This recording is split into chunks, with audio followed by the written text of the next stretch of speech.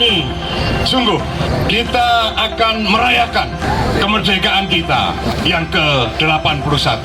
Alhamdulillah seluruh wilayah dalam keadaan aman dan kondusif, dan saya yakin kita patut bersyukur dan kita wajib untuk merayakannya.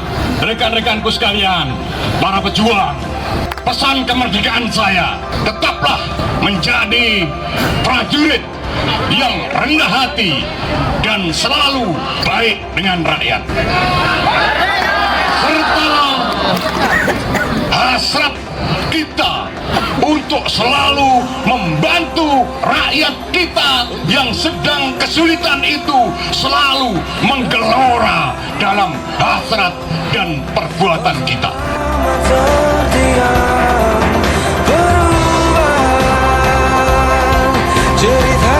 Pesan kemerdekaan saya, negara hadir, TNI Angkatan Darat hadir untuk membantu kesulitan rakyat di sekeliling kita. Hari ini sebagai juara favorit untuk kostum terbaik adalah Panglima Besar Jenderal Sudirman.